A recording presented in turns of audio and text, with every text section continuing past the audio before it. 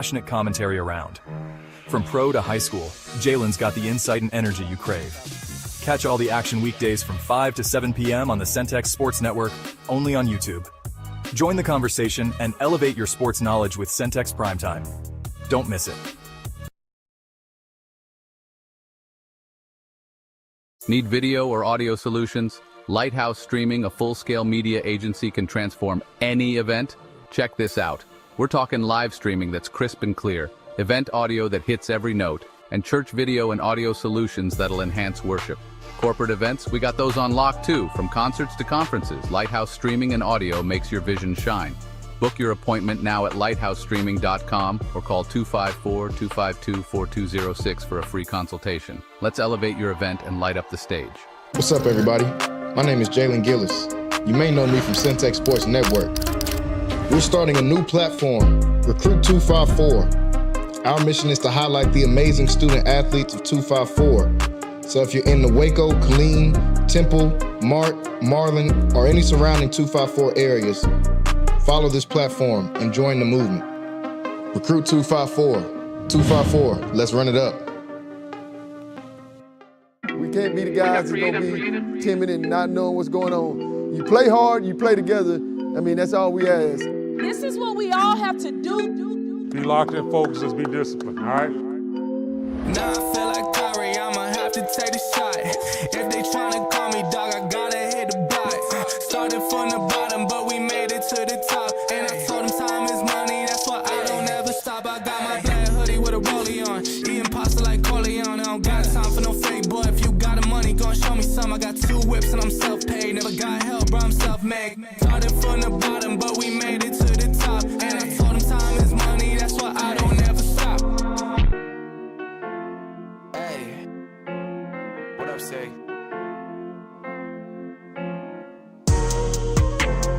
Home up in the studio, said I'm locked in. My stock going way up, I got options.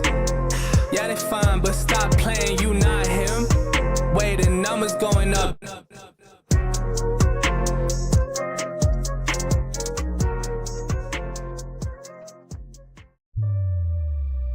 I've looked back at MCC with all these kids coming out here, these men and women starting their lives out here, starting their dreams and their visions of what they want to do for their family. It's the foundation for our community. The plan is to go win. Yes, sir. Our girls set a goal that they wanted to win a national championship. They wanted to win a conference championship. That's been on the table from day one. And now we put ourselves in the position to do that.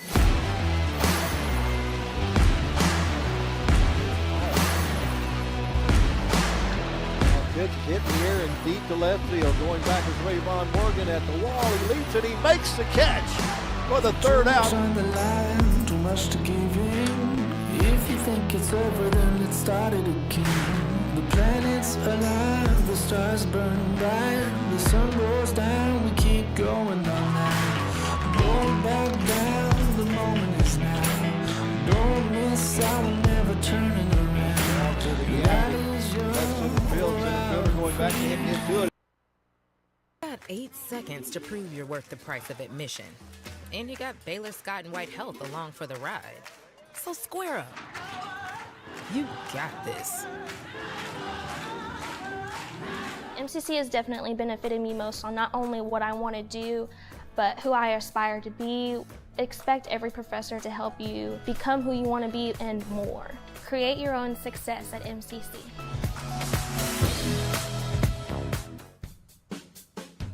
RJ's Bargain Center is your home team for appliances at unbeatable prices. From refrigerators to washers, dryers to stoves, you'll find brand new appliances with huge discounts. And just like your favorite local teams, RJ's is proud to support our community and local sports. Score your savings today at RJ's Bargain Center, 711 Lynn Street, Waco. Call 254-224-6178. RJ's Bargain Center, where big savings are always a home run.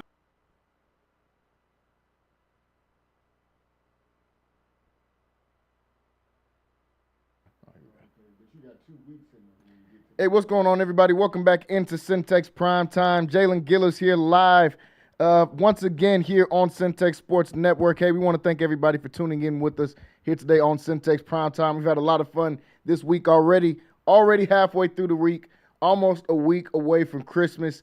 Definitely want to say happy holidays to everybody out there that is watching with us here today. We've got a packed show here to talk about here today. Lots and lots of football. The college football playoffs starting on Friday, only a couple more days away from that. And we've got a lot more bowl games that'll be going on over the next week or so as well. So lots of football to talk about. NFL wrapped up Week 15 on Monday with the game, the Dolphins versus the Steelers. Tua gets the big news that he's benched. We're going to talk about that. We'll talk about these recent injuries and how that's going to change not only this year's playoffs, but maybe even next year's season. Patrick Mahomes tears his ACL. Micah Parsons tears his ACL. A lot of different things going on in the football world as well. We'll talk a little bit of basketball. The Knicks won the NBA Cup last night versus the San Antonio Spurs. So we'll talk a little bit about that. And, of course, we'll also do some quick takes here today and talk about some of the things going on around the world of sports. So, folks, want to thank everybody for tuning in. If you're watching on YouTube, Centex Sports Network / Centex Sports TV, make sure you guys jump on there, like, subscribe, hit that subscribe button.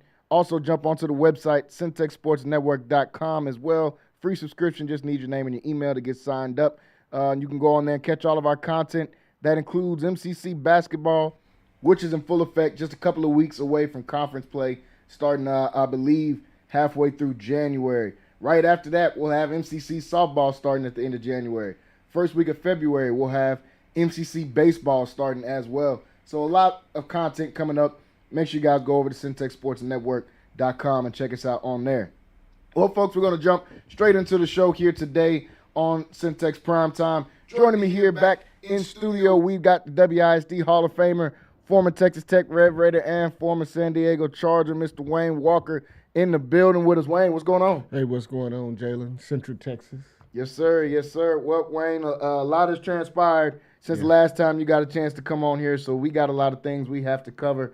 First, I want to jump straight to it with the breaking news going on in the NFL. Tua Tagovailoa being benched last night, or even on my show yesterday, we talked a little bit about it as they asked Mike McDaniels about potentially benching Tua Tagovailoa. He said, hey, everything is on the table right now. Anybody could be benched. And I wasn't shocked by that answer because Mike McDaniel is coaching for his job. I was the guy that said before the season started, I thought he should have got fired. I didn't know how he really made it out of last season. But with the way this season has gone, his job is in turmoil. He's on the hot seat. He's trying to find any spark that he can to get this team going and to keep his job going as the head coach of the Miami Dolphins. Tua has had probably his worst year he's had as a pro maybe since his rookie year. Really bad turnovers. It's one thing to turn the ball over. You're trying to push the ball down the field. But it's the way that he's turning the ball over have been very untimely, have been, wide open picks where he's just hitting the guy directly in the chest. Mike McDaniels had talked about it over and over. Hey, he's got to stop turning the football over. He continued to turn the football over on Monday night versus the Pittsburgh Steelers. Finally, they decided to bench him. The 7th-round pick, Quinn Ewers out of Texas, will be starting on Sunday in their game. He'll take over the reins, I believe, for the rest of the season. Only 3 games left in the season. Right. So I believe Quinn Ewers will get those starts over Zach Wilson. I think is the only other quarterback on the roster outside of those guys. Wayne, what did you think when you first heard the news about Tua getting benched? Well, I'm not surprised. It's typically what happens when you get eliminated from the playoffs. So what are you playing for? You playing for next year. So with the younger players, you're going to see a lot of younger players that with teams that are eliminated from the playoffs get a chance to play because you're playing for next year. So you want to see what you have in those players. So I think that's the case with Ewers being able to play. Yeah. And plus, Tua hadn't been having a good year. So if they were still in playoff contention, believe me, Ewers wouldn't be playing. No. It'd be Tua playing. So, but you're going to see that. You're going to see that around the whole league, Guys are playing for a shot to play next year. And so Ewers, if he goes in and impresses, he will have a chance to battle for that starting job next year. I don't care how much Tua is getting paid or whatever. So they're just trying to see what they have. So it's not a surprise to me at all. Yeah, I think you said it right. You have to see what you have at this point. You're not going to make the playoffs. Even though they won, I think 5 in a row, none of the teams they beat, I think, had a winning record on their 5-game winning streak that they won, or 4 in a row. None of the teams had a winning record, but you're not going to make the playoffs. Even if some kind of way mathematically you did sneak in the last spot, you would lose in the first round of the playoffs, which I think they might already be mathematically eliminated. They're eliminated. Yeah, so yeah. that's why this news doesn't surprise me, because they're already mathematically eliminated.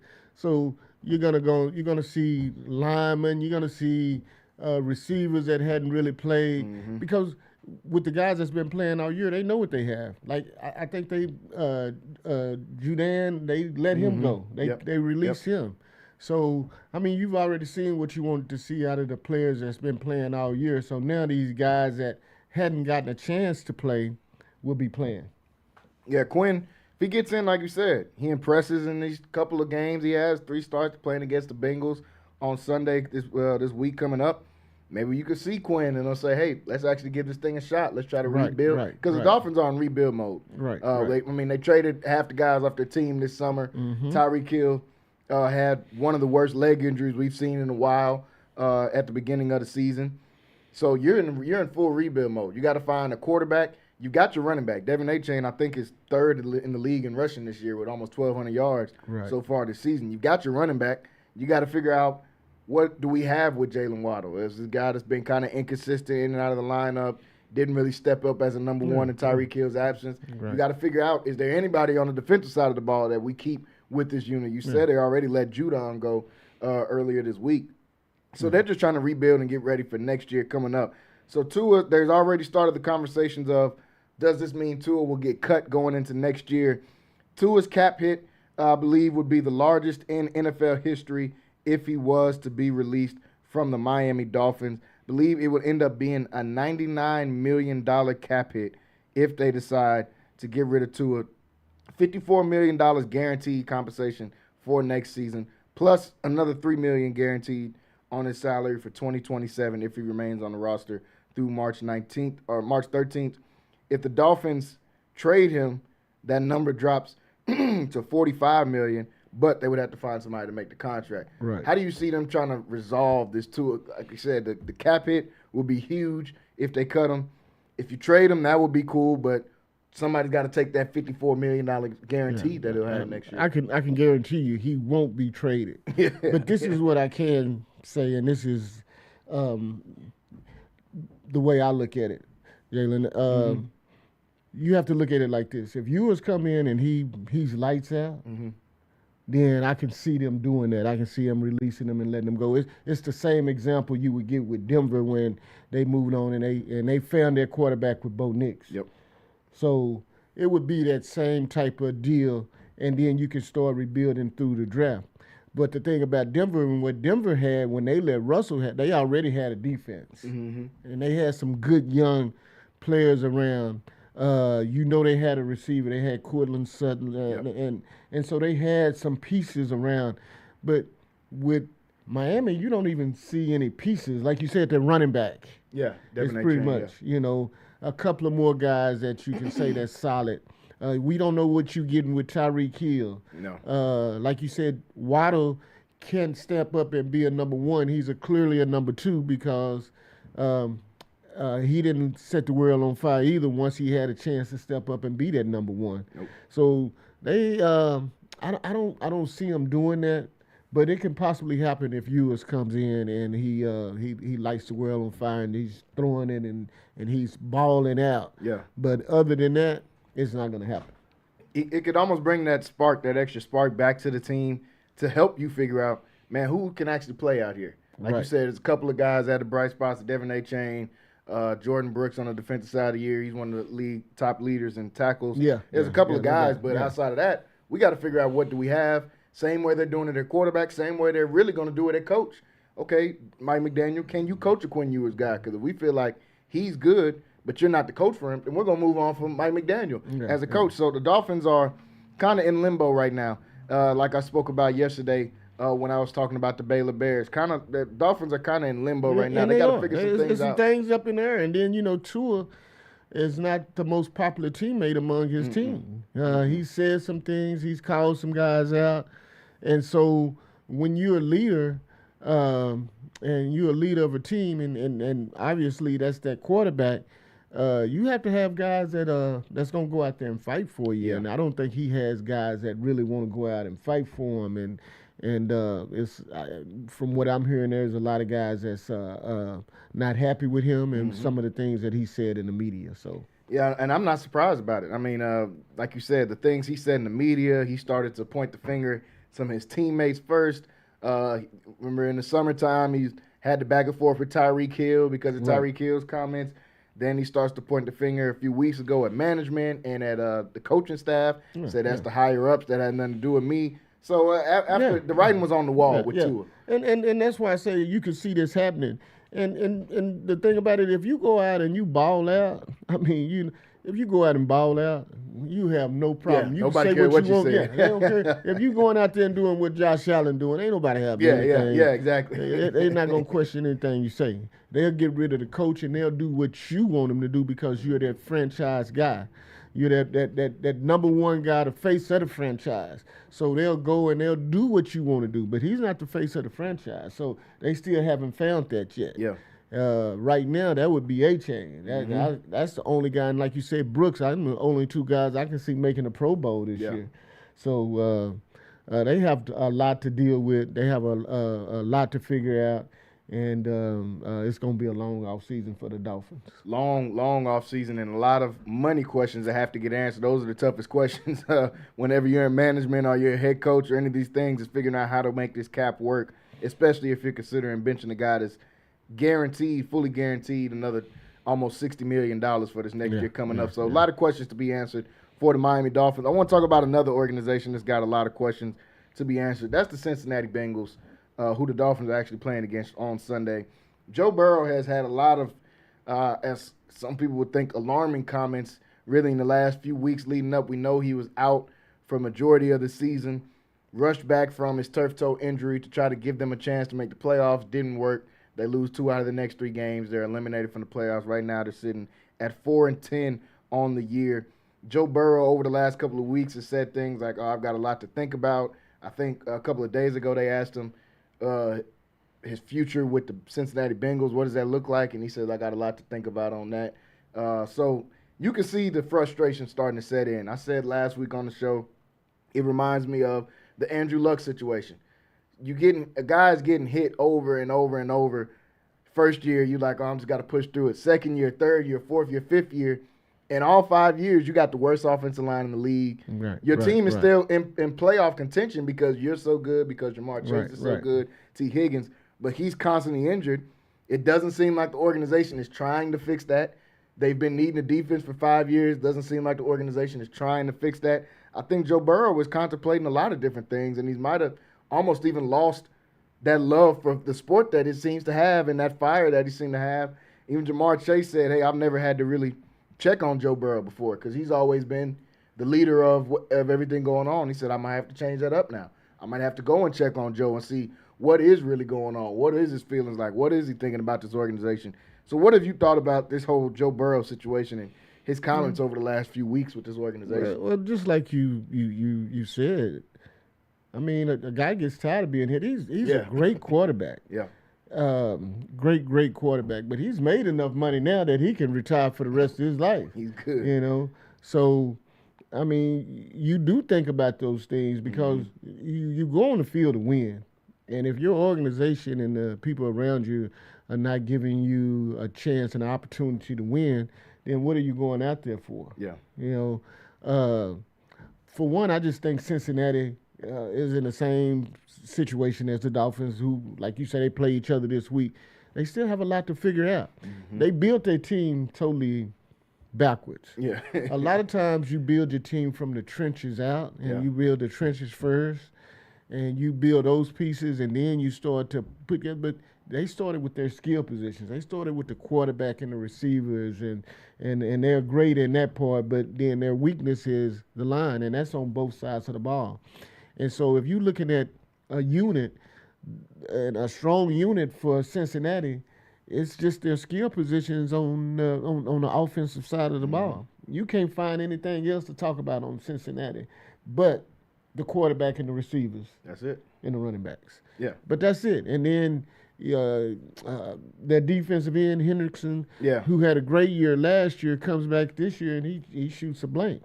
So, man, they have a lot to figure out. And if you don't fix those trenches, you don't fix that offensive line, that defensive line, and have some type of solid unit that you can lean on, then you're going to continue having those problems. Yeah. But you're in such a bad situation because you had the highest paid receiver in the game. You have probably a top 3 quarterback in the league, payment-wise. Yep. And then you have a number 2 receiver that's also in the top 10, I would say, in the league getting paid. So you put all your money into 3 guys. So you really don't have a lot to build through, and you have to have good scouts and a good general manager that can go out and put pieces together and build through the draft. And they hadn't been doing that in a long time since Joe Burrow and Jamar Chase. Yeah, since then, I think they've missed on a lot of draft picks, and that's. If we see these things, Joe Burrow sees the same thing we see. He's in that organization. All the things that Wayne just articulated, he's seen those exact same things. This is not an overnight fix. Joe Burrow is like, man, I'm 27, 28. Next year I'll be 28, 29. I'm trying to compete. I'm in a division with Lamar Jackson. I'm in a division with the Pittsburgh Steelers. I'm in a division with the Cleveland Browns. I'm a division that's actually wide open for the first time in years, and they're not even in contention. Yeah, and just think about it. If you had this guy in an offense that could block for him and that could, they gave him protection. Can you imagine what this guy could do? And he's got to watch, Josh Allen win MVPs. He's watched Lamar win MVPs. He's watched Mahomes win MVPs, and he's saying, man, I'm just as good as any of those guys, and I'm not even close to those conversations. Last year he had his best year that he's had in the league. They didn't even make the playoffs. Their O-line is something that's been needing to get fixed. They don't draft a lineman this year until the 3rd round of the playoffs. The 3rd round of the draft. Then they draft another guy in the 5th round. Your 1st round pick you spent on a guy that had 2 career sacks in college, in Shamar Stewart. And you wanted to take him as a project guy. Well, why don't we try to build something around the offensive line for the guy that we know is good, which is Joe Burrow. And this guy can spin it. So I'm going to give you a scenario. You place Dak Prescott in Cincinnati, and you place Joe Burrow in Dallas with those group of receivers. We look at both teams completely different, in my opinion. You both right. teams. And the difference is what? The blocking, the protection situation. I mean, if it's the protection, you got 2 sets of receivers in Dallas, in Pickens and CeeDee Lamb that are great, and you have 2 in Cincinnati that are great. So if you put those guys and you put those guys in different uniforms, Joe Burrow would go over there and just have just as much success as Dak has had. For sure. And he's had that success even without having the protection. Yeah, he's got to the Super Bowl with no defense and no protection. But this is a problem. You go back and you look over this guy's career. When is the last time this guy has played a whole 16 games? He hadn't, or 17 games. He hasn't been able to complete 1 full season. The closest he had to a full season completely, they went to the Super Bowl. Yeah, and that's protection. Yeah. And it's all based on protection. So if you can protect this guy would be able to do amazing things. But without protection, I mean, he's just a lame duck, and he's going to continue to get injured and hurt. The NFL pass rushers are too good and too great for you to just be back there running for your life. And you talked about the Dallas Cowboys. They're a team that understands that. Last year was probably the first year we seen Dak with a bad offensive line, a below tier offensive line, below tier running back. And what they do the very next year, they drafted Tyler Booker. They drafted a Tyler Smith. They drafted the guy out of Alabama that they got this year, Tyler Guyton, that they drafted a couple years ago. Right. They completely retooled their offensive line. Yeah. Zach Martin retired, Travis Frederick retired, Tyron Smith retired, and they replenished those lines. Right. Cincinnati hasn't been able to do that. And you're going to have success. I mean, and then you just look at Dallas's defensive line. The same thing. When you get guys that can play, you go get a Kenny Clark, and then you add a Williams to that, and with all the other guys that you already had, now you have a premium defensive line as well. So they're building it the right way because they're building it from the outside in and not the inside out. Yeah. And so when you build those trenches first, man, you're going to always have success. So now you can look at Dallas as one of those viable teams that will be able to compete next year. You get you a new defense coordinator, and you get you a good pass rusher.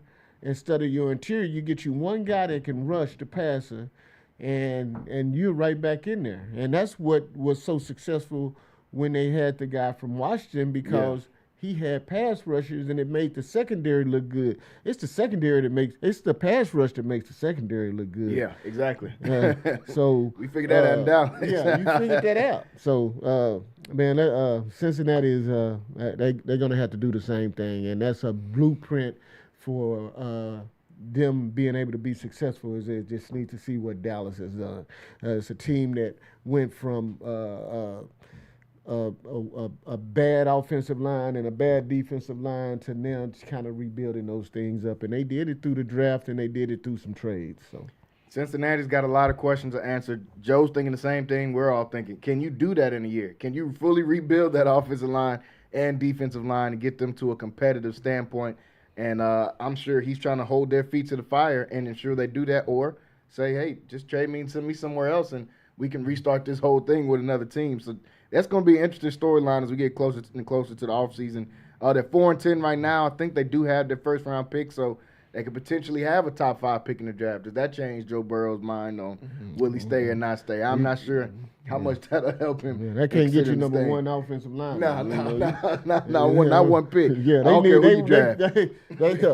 They're a long ways away with just one pick. Yeah. You know, they're going to have to hit on their first 3 or 4 draft picks, and some of those guys that they pick in the later rounds, they're going to have to do a great job of scouting and go out and get guys that can come in and play right away. Yeah, the Cincinnati Bengals right now 4-10. They got a game coming up against Miami this upcoming week. Let's transition a little bit, talk about a couple of these teams that won't be making the playoffs. As we just talked about the Dolphins and the Bengals. The most surprising one of all of them is Kansas City being eliminated from the playoffs.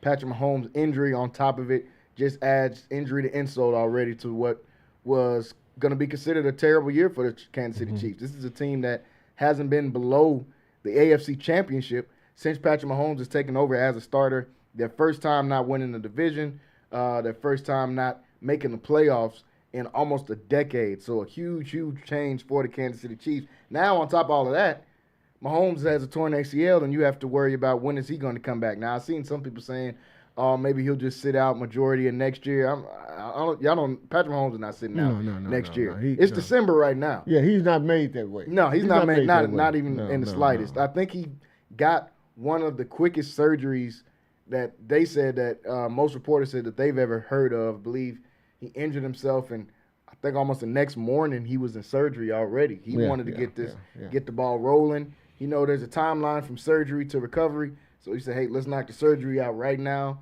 Already had his surgery in place. I think this guy's going to attack this rehab like crazy.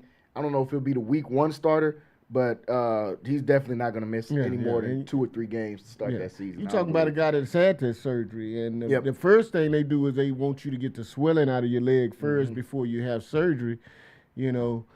So he didn't even get the swelling out of his leg. He just went straight to surgery. So that lets you know where he's at and how he's built. Kansas City has a lot going on. This is a team that's played more games in the NFL over the last 4 years than anybody in the league because they've always played all the way up to a Super Bowl in the playoffs. And so they played more games. So people ask, is their dynasty over? Well, I don't think so. I think they have such a great coaching staff, offensive-wise and defensive-wise, that they'll be back. Like, with their defense, they just have to go out and get some guys that's capable of playing. Patrick Mahomes, they need a running back. They need receivers. Yeah. And everybody was thinking that Patrick Mahomes was going to be able to save him.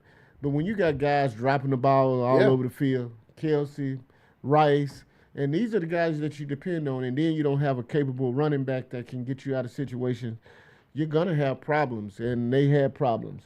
And their defense, who they leaned on last year, wasn't as superior this year as they were last year. So you're going to have problems. You're going to have situations, and the league is always trying to catch up, and their division is so tough. Man. When you talk about Denver and you talk about the Chargers being in the same division, so their division has been trying to catch up and trying to figure out ways to compete with these guys, and at some point they're going to do it, and they've done it. And so now it's up to Kansas City to do that and try to get back into the game and try to compete against these guys, because now they're up against a team like Denver, who has the best the record in the league. That's in their same division. And then you take Kansas City, who went to the Super Bowl 3 of the last 4 years. So now you're going to have a tough division. And then you're talking about the Chargers, who are coming up and coming. So Reed and their general manager and the way they do things, they're not going to be out of it for long. So they're going to be competitive, probably a playoff team again next year. They have to get some things fixed, and they have to bring in some younger players and some more reliable players. Yeah, I think they've got to go into – it's not a full rebuild because you have Patrick Mahomes, and every year he's out there, you expect to be in the playoffs and you expect to compete for a Super Bowl.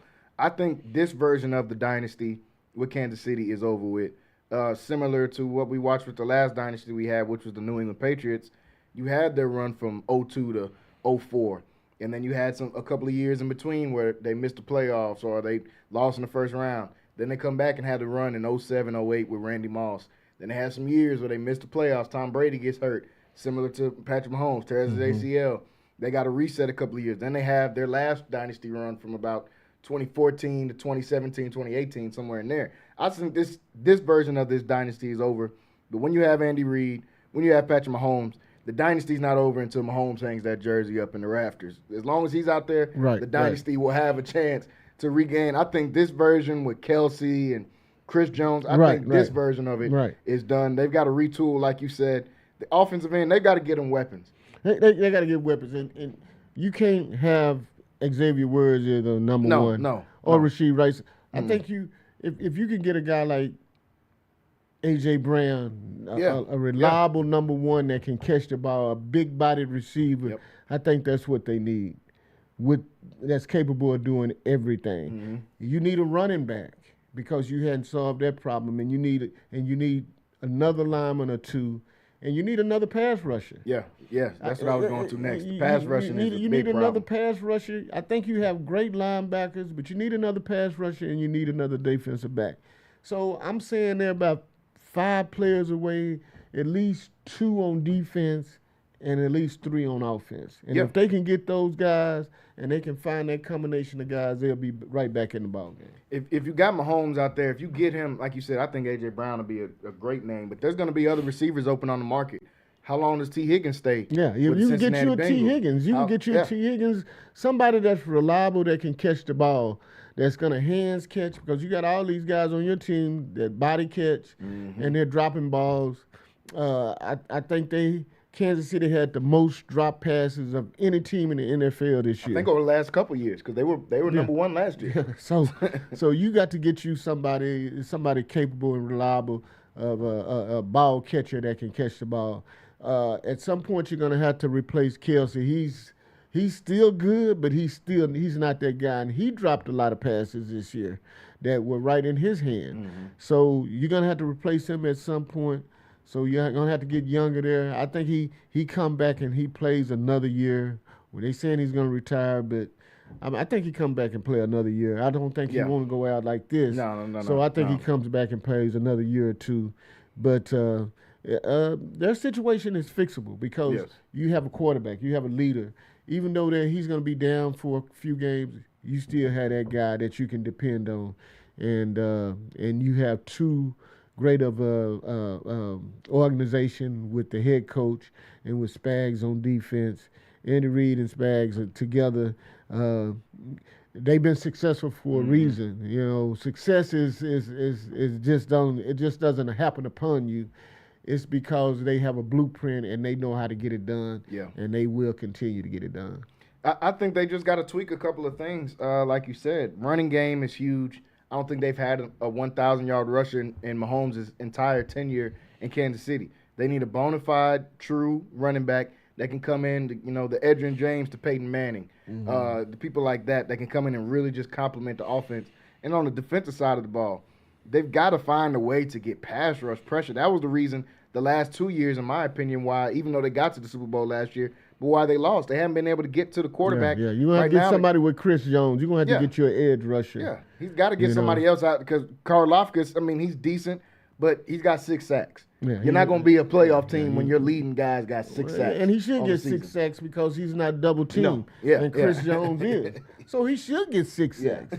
You play 17 games. Exactly. And you should get 6 sacks. Especially when another guy's getting double teamed every play. Some of those sacks just come to you. Yeah. And so you just think about those. Sometimes the quarterback just trips down and all you have to do is touch him. 6 sacks doesn't mean anything. Nothing at all. If you're not talking about 10 and over, then you're not really talking about sacks. So they're going to have to get him another pass rusher. I think they're going to have to get him another defender in the secondary as well. Because he's had a kind of rough couple of years. He's had a couple rough years. And so they're going to have to do something with that situation too.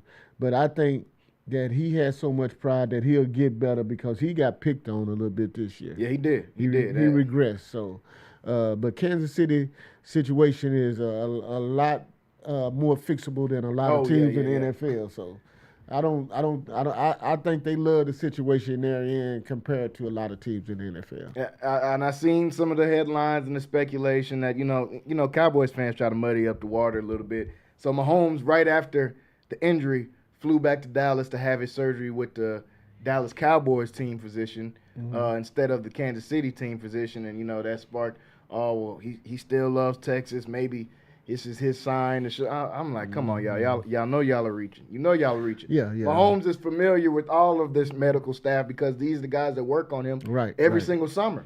Right. He's from Texas. He's going to train in Texas. He's going to work with the best staff available in Texas, which is the Dallas Cowboys team doctor, who works on a lot of guys. Yeah, and the thing about that's league wide. That's not that's not just Mahomes. Everybody's gonna seek out the best physician that they can find to complete their need because they're gonna look at other guys that's had that surgery and say, hey, well, this guy came back in, let's say, 5 months. Yeah, and he's playing lights out right now. So I want to go and talk to this guy. So. It's all about recommendations and what's going to happen is guys are going to reach out and they're going to go for the best physician that they can find. It don't matter if it's Kansas City, if it don't matter if it's New York or Miami or wherever. You're gonna look for the best physician. And the same physician he went to, I believe, is the same guy that worked on Dak Prescott, who came back from breaking his wrist completely and had an almost MVP season. Came back from breaking his leg and had a near MVP season right after that. So he's saying, hey, if it can work for this guy, let me go in here. He's going to let me get in right away. I can have my surgery, even if I got the swelling down or not. They'll let me have the surgery. Hey, I'll go with that. But like you said, that's not a Mahomes thing. Everybody does that. Especially if you're a top guy. You're going to choose any doctor you want in the entire nation of who you want to go and work with. So I didn't read anything into that at all. But Kansas City will miss the playoffs for the first time in nearly a decade. Since they missed the playoffs last, which is crazy. They've had an insane run. And as I said, their dynasty, this version of their dynasty is done. But as long as 15 is wearing that red for Kansas City, they're always going to have a shot. It's that simple. I don't care who goes out there. A lot of the problems they had this year, they had last year too. Mahomes still got them to the Super Bowl. So as long as that guy's out there, I think they'll be fine. Let's talk about, before we switch off, the NFL. My NFL top 5 teams gave the list out yesterday. Wayne, I want to ask you about who you have in your top 5. Yesterday, I did the NFL top 5 list so far through week 15. I believe at 5, I had the Houston Texans coming in now at 10-5 on the season. At number 4, I had the Chicago Bears, who have honestly shocked me a lot this season with how they played. Ben Johnson proving that he's a good coach, proving that, hey, he's got Caleb Williams playing the best football I've seen Caleb Williams play, including USC when he won his Heisman and all that. This is the best football I've seen Caleb Williams play.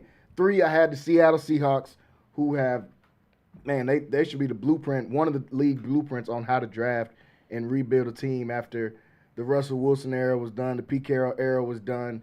They drafted dang near all of their star players that are on their team, and then put the final piece in and going and getting the Sam Darnold this year in the offseason.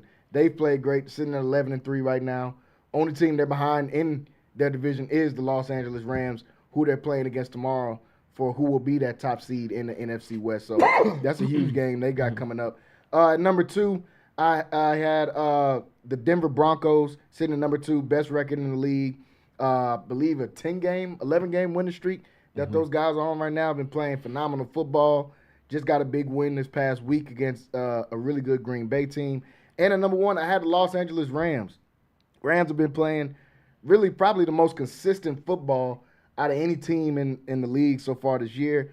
Matt Stafford is my pick right now for MVP with how he's playing, leading the league in touchdown to interception ratio, sitting at 11-3. What he's done in the resurgence of Devontae Adams, and some people say, oh, he might be washed. It might be he was with the Jets, it didn't work. He was with the Raiders, it doesn't work. Now we're looking at Devontae Adams have a season similar to what he had in Green Bay, plus the way Puka Nacua has been playing as well. Love what Sean McVay has done. Love what Matt Stafford has done this season. So those were my top 5 teams I have so far through this year. Wayne, what are the top 5 teams that you like, and then what do you think about the list I put out yesterday? I think your list is great. Yeah, it's good. I knew you were gonna have them Texans. Yeah. You knew I wasn't gonna leave them out. And but I'm gonna go a different route. Okay. I think New England is gonna be my number 5 team. Yeah. I know they just came off a loss where they lost 21-0. I mean, they were up 21-0 at home, and then they came out and lost. But they're a complete ball club. They offensive-wise, they're great. Defensive-wise, they're great. And special teams, they're elite as well. So they're going to be my number 5 team. For my number 4 team, I'm going to take Seattle.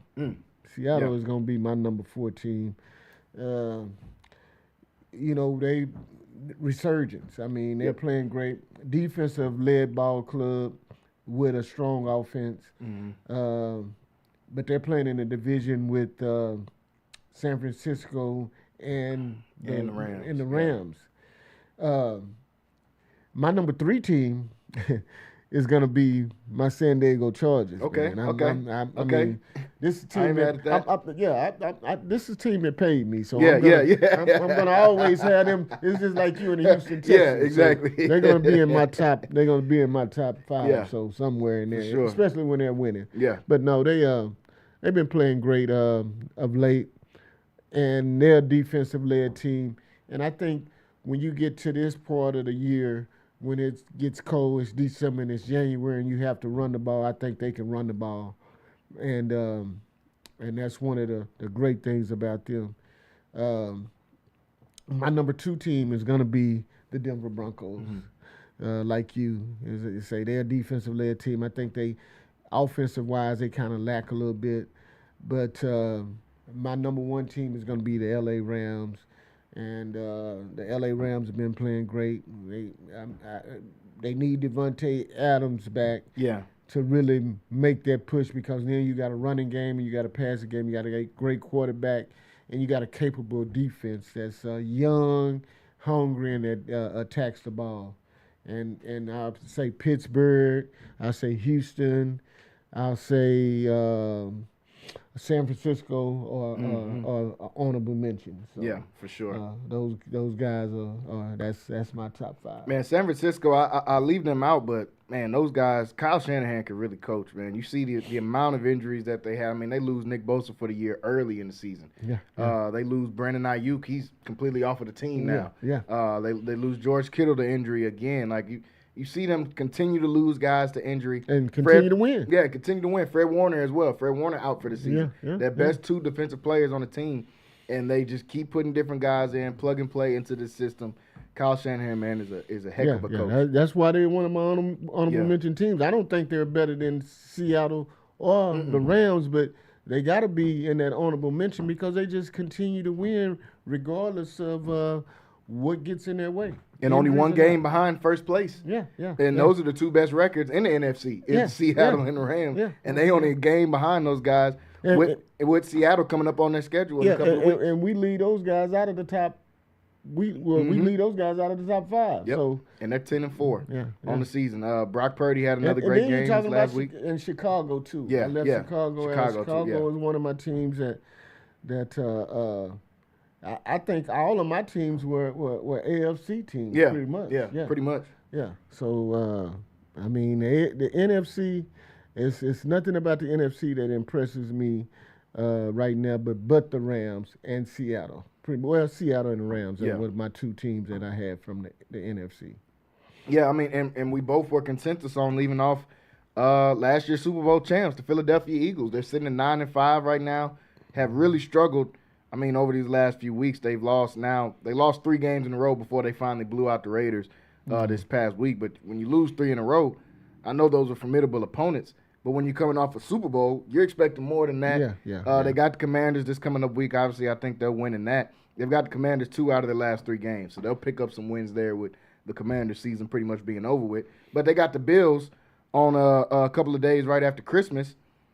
And you're looking at that game as a measuring stick like, man, okay, is this a Philly team that still has a chance to make it to the NFC Championship, to make it to the Super Bowl? If they go out there and get blown out by a Buffalo team, no one's going to look at the Philly team like that anymore. We just talked about Seattle, talked about the Rams, San Francisco, Chicago's playing good football as well.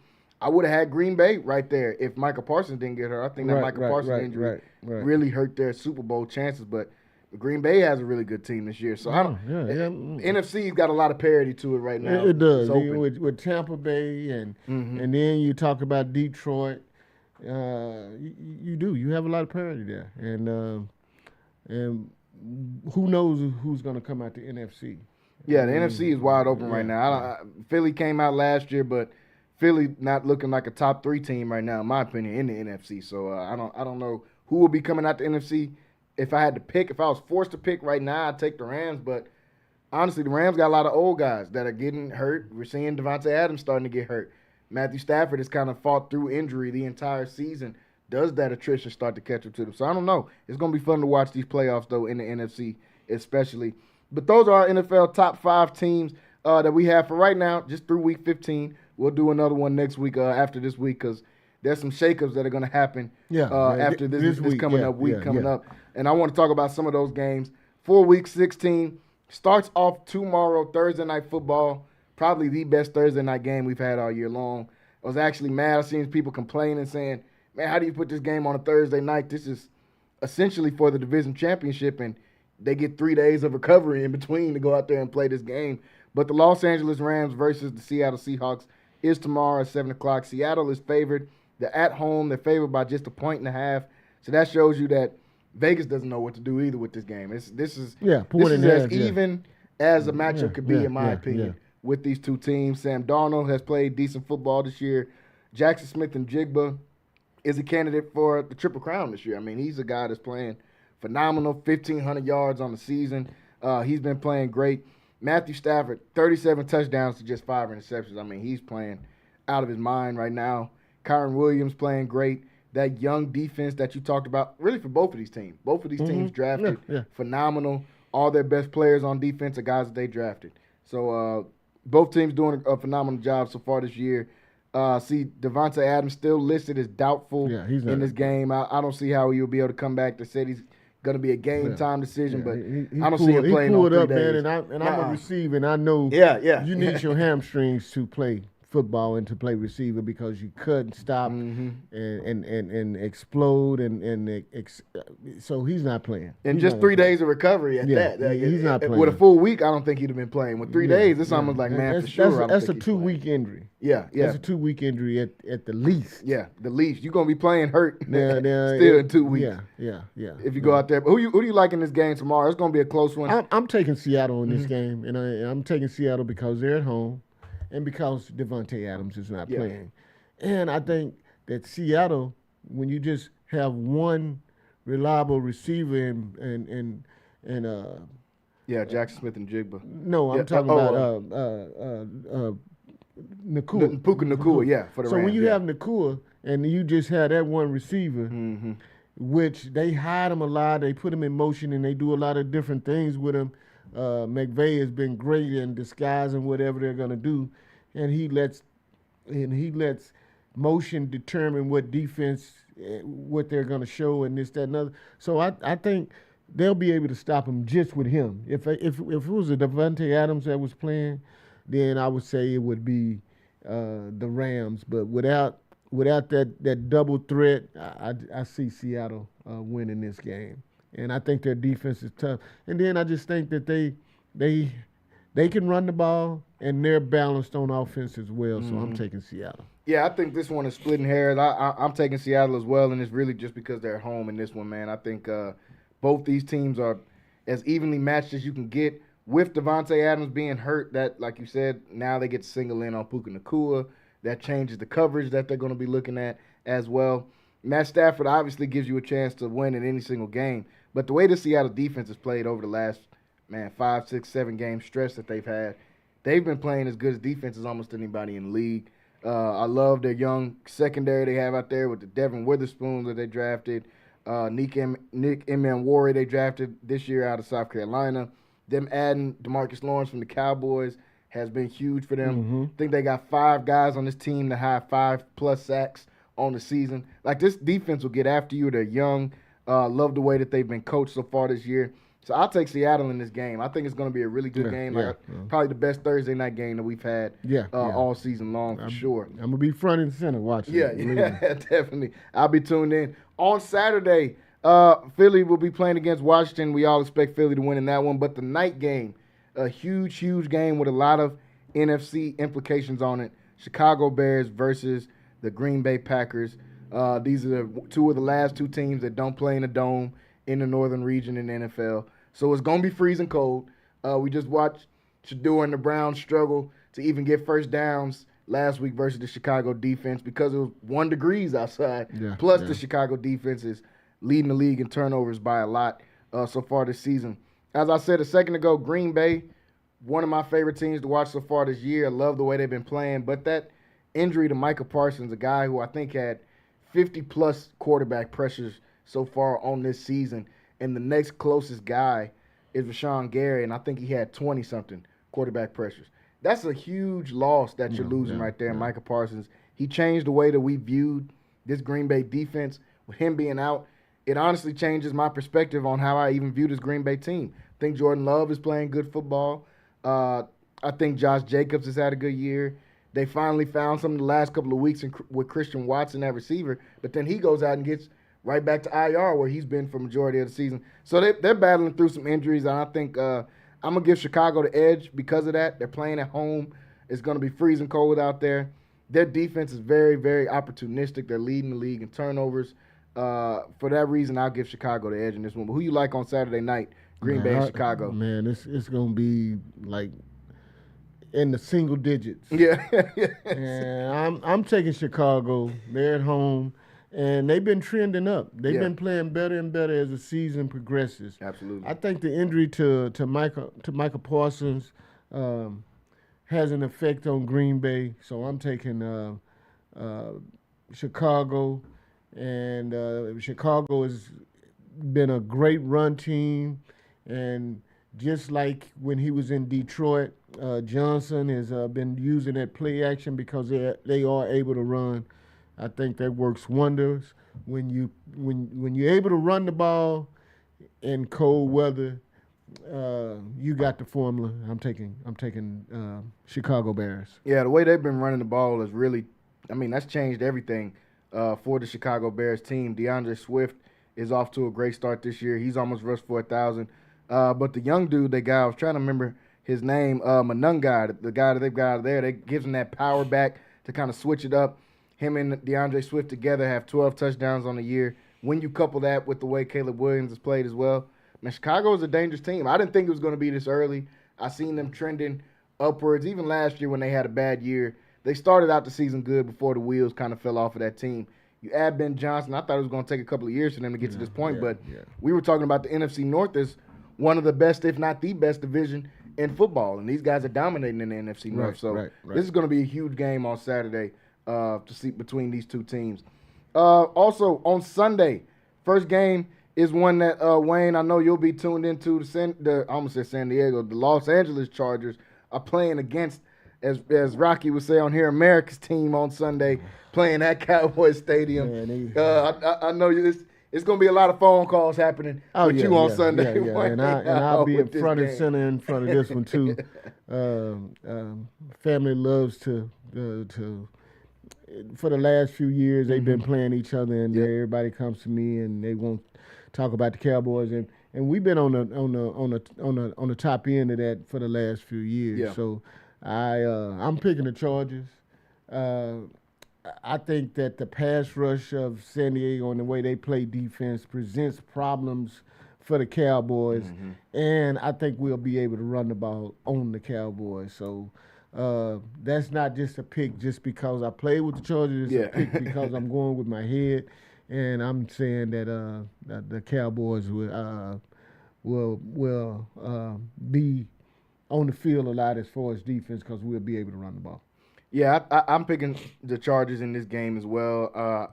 Dallas has a 1% chance to be able to make the playoffs, so that pretty much means they're not going to make the playoffs. With the way that they lost last game to Minnesota, maybe I would have gave them a chance in this one, but the way you lose to Minnesota, J.J. McCarthy, who's played, virtually terrible all season long, and then he comes out 300 yards, 3 touchdowns against the Cowboys. I'm like, Jim Harbaugh is going to have a field day against these guys. If that defense hasn't been able to get stops. I want to ask a question about the Cowboys. Everybody, with the way George Pickens has been playing this season, he's a true number one receiver. He's got 1,200 yards on the season. This guy's great. Last couple of games, CeeDee Lamb gets hurt. They expect CeeDee to step up as a number one, and he kind of shied away in the last couple of games. They were looking at him giving up on routes, getting mad, I guess, because he's getting double-teamed on different things, kind of giving up on certain plays, and seeing some of those things that Pittsburgh had issues with as well.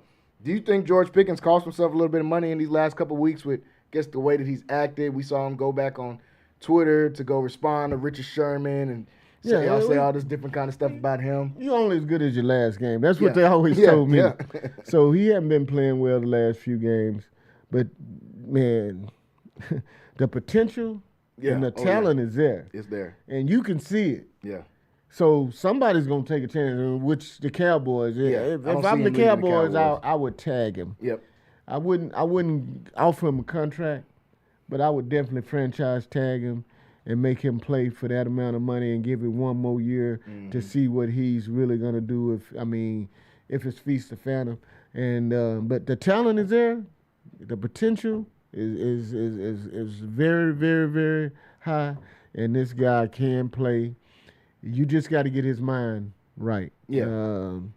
Because now, if you want to go somewhere and be a number one, you have to play through that. You got to go out and you got to give it 110%, regardless if you're being double teamed. Because sometimes, as we know, like with Randy Moss, he was getting double teamed, but they still threw it to him.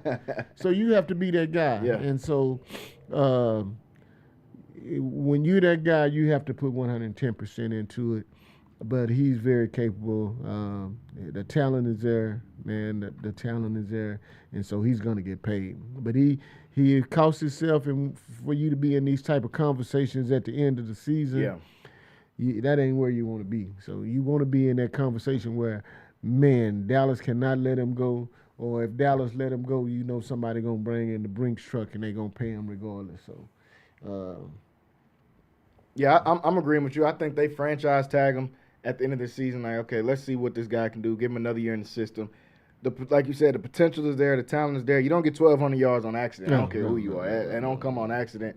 Some of the games that we have seen him have this season, he's had 170 games with 2 touchdowns, 140 games with a touchdown, 2 touchdowns. So up until 2 weeks ago, he's been Dallas' best receiver. Oh, for sure. Man. For sure. Yeah, people wasn't talking about CD. No. They was talking about George Pickens. So you got that going for you. So, man, you just got to go back out there and get back on your game and give people something positive to talk about. And not even people, give yourself something positive to talk about. Because when you playing ball, sometimes you hear what people say, but you don't hear them. You know in your heart and in your mind what you got to do and how you played. And only you can critique yourself because only you know if you gave 100% and you did whatever you could do to be successful and to get it done. Yeah, I think George, you just got to find a way to lock in, and it's the consistency that gets you paid. It's the consistency that gets you to these spots in the league and have you considered to be a number one receiver, or have you considered to be a top 5 receiver in the league, like some of those conversations. If he finds a way to be consistent, I don't think he wants to leave Dallas. I don't think Dak wants him to leave Dallas. I don't think Jerry Jones or any of these guys want to leave Dallas. They don't want him to leave. They've already made that clear that Yeah. that they're not moving on from him, that they want him to be a part of their franchise. For sure. How that's going to take place, nobody knows because Dallas is salary stuck as well. But I think they go out and they franchise this guy, bring him back, and then potentially work out something long-term with him if he can come out and just work hard and get the job done. Yeah, I think he'll be fine, man. Like you said, nobody in that organization wants to move on from him. They'll still be with each other. A couple of games this Sunday to have some big-time playoff implications. First one I want to go to Tampa Bay and Carolina Panthers. Both of these teams sitting at 500 to 7-7. Really kind of an afterthought, but somebody's got to come out of this division. Somebody got to come out the NFC South, and this game is almost going to be to determine who's going to come out of this NFC South. They play each other 2 times in the next 3 weeks. This is the first one of their matchups. This one is going to be in Carolina. Who do you see winning this game? These are 2 teams, I mean, evenly matched. Tampa Bay's favored by 3 points in this game, but we just watched Todd Bowles kind of crash out last week in the post-game presser because of how Tampa Bay lost that game last week. Their defense has kind of let them down over the last few weeks.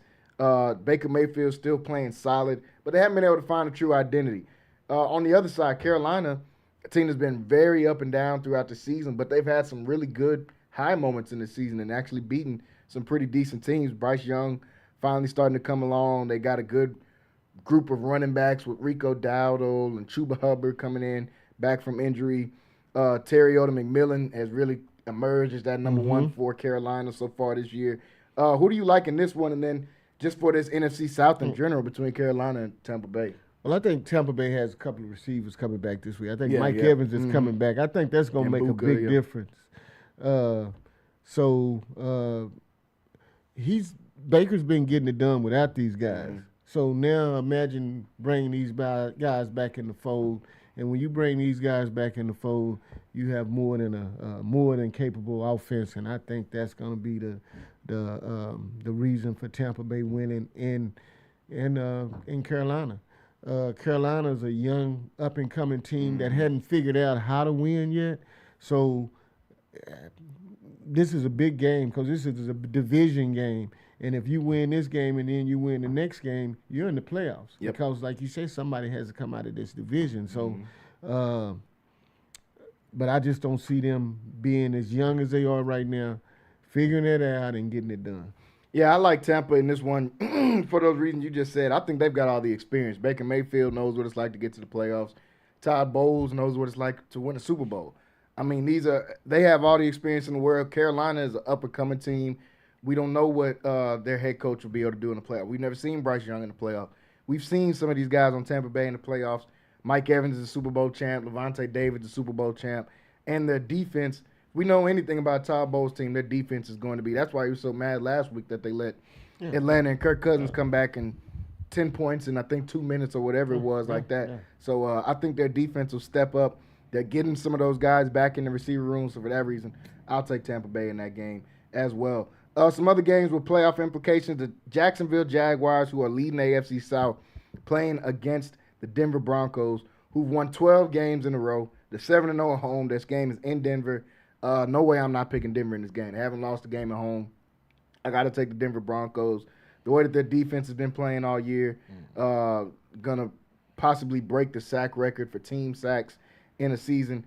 I'm taking Denver all the way. And I need Jacksonville to lose anyway, so I'm taking Denver in this game. Yeah, so about Texas could be number one in the AFC South. I'm taking Denver as well, man. I think that defensive presence in this game and Trevor Lawrence, who has been playing great of late. But I think the pressure that they put on him, and he kind of folds under pressure, and that's kind of been his MO. So I don't see that changing. I'm taking Denver. I think that the defense is the difference. Yeah, Denver Broncos. That game is on Sunday, 3 o'clock, I believe, when they'll be playing against the Jacksonville Jaguars. So that should be another good one lined up. The Pittsburgh Steelers, who are sitting in first place right now in the AFC North, just by a very small margin, though, one game up on the Baltimore Ravens, taking on the Detroit Lions team that, looks like they kind of rebounded, started to figure it out, and then Los Angeles Rams turned it on them last week in a really close game. They lost, I believe, 41-34. Both teams need to win. Both teams are right there on the bubble in the playoffs, and both of these teams are really, really looking for a win. Detroit is favored by 7 points. I like Detroit in this game. They're playing at home. I think Detroit can put up points. That's the reason why I would take Pittsburgh out of it. If Pittsburgh hasn't shown to be able to consistently put points up this year. For that reason, I got to take Detroit in this game. I think Jared Goff is just going to outscore those guys. Who do you like in this one, though, with Pittsburgh and Detroit? I'm taking Detroit again. I like Jamar Gibbs, man, being able to run the ball and them to be able to do so many things with him. Pittsburgh hadn't been a great defense, none this year, and they haven't put pressure on the quarterbacks. And so if you can't put pressure on Jared Goff, and you let those guys get down the field, they're going to beat you. So I'm taking Detroit in this game. Yeah, I don't think that their defense will be able to stick up with them. Although Aaron Rodgers did play a great game, his really best game I've seen him play this year. Best game, for sure. Played his best game against Miami for this entire year. And, quietly still having a decent year. He's 22 touchdowns and 7 interceptions with 2,500 yards. Like, everybody just so used to seeing 36 touchdowns and 2 picks.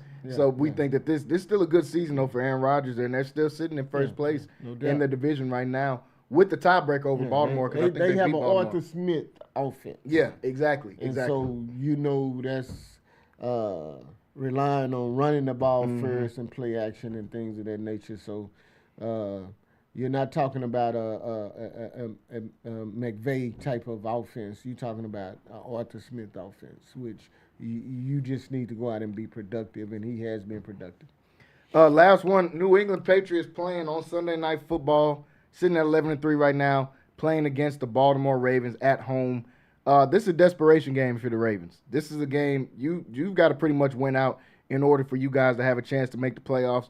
They're sitting right outside of the wild card right now, so their best bet on making it is to win this division. They're just a game behind the Pittsburgh Steelers right now, who they play in the last game of the season, but they just lost to Pittsburgh a couple of weeks ago. Playing against the New England Patriots team that hasn't lost a game on the road this season. As you said earlier in the show, we're up, about 20 on the Buffalo Bills before Buffalo came storming back in that game. Who do you like in this one with Baltimore and New England? Baltimore's playing at home. They're favored by just 3 points in this matchup versus New England Patriots. I just don't see it in Baltimore. I'm taking New England, to be honest with you. I know Baltimore is favored, but I just think New England and Mike Vrabel coming off a loss, I think they go in and get it done. I just think they superior in offense with Drake May. He's been consistent, and their defense finds a way to bottle up Jackson. And also I just think that Mike Vrabel knows how to stop Derrick Henry. So he's going to be able to stop that run. He coached the guy. He knows what works against him. So I'm picking New England. Yeah, I'm going to go with Baltimore in this one just because I think of the desperation that this team will be playing with. I think they know it's kind of all or nothing right here. But it's a close game on the spread for a reason because this can go either way. New England is clearly the better team. I'm not even debating that. New England's the better team at pretty much every level of football. They're better than these guys. Mike Vrabel is the coach of the year, in my opinion, to see these guys be a 3-win team last year all the way to what they're doing now with just about the best record in the league. They're the top 5 record in the league. So I love what Mike Vrabel and those guys have been doing. That game is on Sunday night. That should be a really fun one. Like I said, lots of games this Sunday that have a lot of playoff implications. So things could shake up in my top 5 list after this week because some guys might be dropping out depending on how they play this upcoming week. I want to jump to a couple of quick takes before we do college football to end it off. College football playoffs coming up this weekend. On Friday. First game, I believe, is Alabama versus Oklahoma, and we'll break that down in just a second. A couple of quick takes before we get into that. First, the New York Knicks win the NBA Cup last night versus the San Antonio Spurs. They take out the Spurs team that beat Oklahoma City. They gave them their second loss on the year. They come into this game able to get a win, even though San Antonio was leading for a majority of the game. The New York Knicks really just shot them out of this game. When I was watching it last night, that was really my main takeaway in this one. Once they started hitting threes, the OG Anunoby, I mean, he had 5 threes. He had 28 points. We know what Jalen Brunson is able to do. Jordan Clarkson off the bench. It's been a huge revelation for this Knicks team. He was a guy that, I mean, I said that they should have got last year before during their playoff run because they've been needing that 6-man. That's somebody that can come in off the bench and score. He's been there for them this year. They win the NBA Cup. What do you think about the Knicks so far this year, and then also them winning this NBA Cup against the Spurs? The Knicks been playing great. I didn't think they could play better when they lost Tibbs, and they came in and they're better. And I think the Clarkson trade and him coming off the bench adds another dimension to what they're doing. Yeah. But I just think now they're not handicapped offensive-wise like they were with Tibbs. Tibbs, and now they're playing their bench. Yeah. So guys are going to be rested. Guys are going to be fresh and they can play. And I think that's been the difference. I think that the coaching change has really made a difference. I think New York is clearly the best team in the East. And, you know, the only team that I think was same with Boston and Tatum being out, I think New York is the best team. I think Cleveland is a close second. Orlando is all right. Milwaukee don't do anything for you. It's nobody else that's going to compete against these guys. New England, maybe Toronto. But New England, New York is the best team in the East. I agree. Detroit's got the best record in the East right now, but I wouldn't pick New York over Detroit. And I forgot Detroit. I forgot Detroit. Detroit is playing great too. They're probably the second best team in the whole Eastern Division. Probably kind of even with Cleveland, but New York is the best team in that. And Cleveland, I will put them right there too in that top 3. But they've battled similar to Boston. They're battling a lot of injuries. Darius Garland's missed a lot of time. Mitchell's been in and out of the lineup. I don't know if that'll be the same as they get further throughout the year. But as of right now, I mean, we're about a quarter through the season. New York is looking like the best team in the East. Mike Brown coming in and changing some of those things. Yeah, they're not the same team defensively they were with Tibbs. But offensively, this looks completely different. It looks like a pace and space type of offense as opposed to a guard-dominated offense, just Jalen Brunson dominating the basketball and everybody else standing in the corner. Everybody get to touch the ball. Yeah, man. everybody touch the ball, man. So it's brought out the best in Cat, Jalen, and then you got guys around. And Anunoby has probably had his best year this year, man. He's been balling. But you involved him in the offense, so now Jalen gets to share the ball, but he's still getting his too. So I think it's a more capable offense than it's been over the years when Tibbs was the coach. So they got 7 guys averaging double figures for the New York Knicks. It's something we haven't seen. It's usually just been Brunson and Cat dominating everything and everybody else kind of falling below. But, I mean, if you got 7 guys averaging double digits, that includes 2 guys off the bench coming in and getting work in as well. So I like this New York team, man. I think they can make a real push. I think if they didn't get hurt last year, they'd have been in the NBA Finals. We watched the Pacers go, but their team kind of fell apart right there at the end in the Eastern Conference Finals because of injury. Injuries and the way he played those guys. You racked up minutes, man. You racked up minutes, man. That counts at the end of the season because now you play so much, your body's beat up, you're tired, you're fatigued, and you just can't give it all you have. When you should be peaking at that time. And it cuts the attrition. It's the attrition of the season, the 80-game season. Man, you up by 20, playing guys in the fourth quarter. Still, you're playing guys 45 minutes into like they said, Jalen Brunson was a few games, about over 10 games, he didn't even come out. Yeah, that's crazy. That's crazy. In the regular season. Like, what are you doing this in the regular season for? I think in the top 10 guys in minutes, I think 5 guys were in the top 8 of top minutes in the league last year for the New York. Like, that's just ridiculous. That means your whole starting 5 is playing pretty much the entire game. That's not a way to be able to win with longevity. It worked in the regular season, but as they got into the playoffs, it started to dwindle off. But Knicks win the NBA Cup. We'll see if they're able to carry that momentum into the rest of the season. Big news in the boxing world. Terrence Crawford hangs it up, announces his retirement yesterday on his social media accounts. Kind of seen this coming, man. There was really nobody left for Terrence Crawford to fight. Right. He finally got the fight he's been wanting for years against Canelo Alvarez. Goes out there and shows that, man, he was a class above Canelo in that fight through the entire fight. This is a guy that's finished 42-0 now in his career. Multiple belts, 6 or 7-time belt winner, USA Olympian, gold medal Olympian. This guy has got a decorated career. We can't, in boxing is one of those sports that's so individual. Everybody wants to compare errors, or what would he do against Floyd, or what would he do against Sugar Ray Leonard. All we can do is say, what did you do against your competition? And he completely and totally dominated who he went out there against. Some people saying, oh, well, he didn't get the prize fights like Floyd did, or he didn't get the big prize fights like some of these other guys. You could say that he didn't get some of those fights, but when he did get the prize fights, when he did fight Sean Porter, when he did fight Errol Spence, when he did fight Canelo Alvarez, man, he dominated those guys. Dominated from start to finish. So shout out to Terrence Crawford. I think he's going to go down as one of the greatest fighters in that welterweight division of all time, man. To see the way that he dominated his competition, he's definitely well-deserved retirement. What do you think about Terrence Crawford hanging it up? One of the best fighters, just like you said. 41-0, 31 knockouts. Only thing, all his fights came a little too late. All his prize fights, like that Errol Spence fight, should have took place 2 years earlier. Man, the Canelo fight should have took 2 years, 3 years earlier. It waited so long, but that's because people didn't want to. They didn't want to fight him. No, because we see why it took so long. They didn't want to fight him. They were trying to avoid this guy, and like you say, you can see why they were trying to avoid him. But this guy is probably one of the best fighters. And he went up and down in divisions just to try to fight guys. And he's been a good champion. And like you said, you can't compare eras. All you can compare is what he's done in his time of fighting. And he's been a great fighter doing his time of fighting. Dominated, man. Definitely a well-deserved retirement. 42-0. There wasn't nobody left to fight. Like, people were saying, oh, maybe he can go and fight Tank or something like that. Like, he's not finna go and fight Tank. First of all, Tank's not about to go and fight him.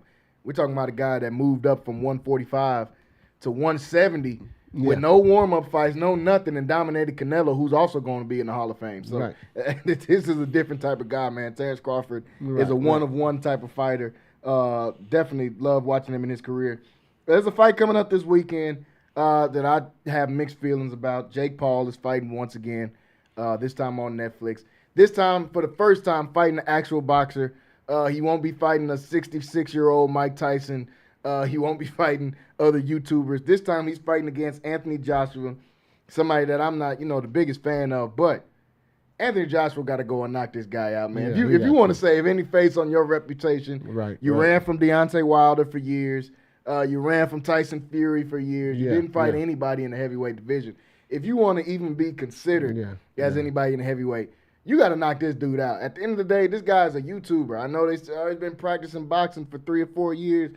Man, that's cool and all that. You're a professional. You're a professional. Go out here and knock this dude out. And this guy's moving up to fight you to make money. That's like a guy that plays flag football, want to compete against somebody. You want to go guard Justin Jefferson. Yeah, exactly. It's just not happening, man. Like you say, if you want to save face, you got to go out and win. I'm thinking he's going to knock him out. That's what I'm thinking. I'm thinking he has to knock him out. Yeah. This guy's not even a real fighter. He's got 6 fights, and 5 of them are with guys that weren't even boxers.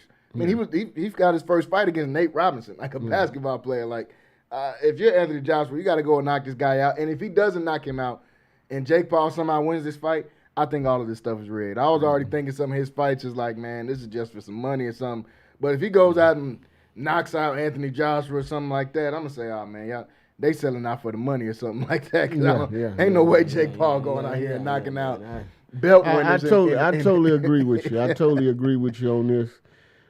He has to go knock him out. Yeah. He should knock him out. He should. This shouldn't even be anything you compete for. Or it's going to be an insult to boxing, to be honest Exactly. with you. Exactly. This is a guy that's a belt winner.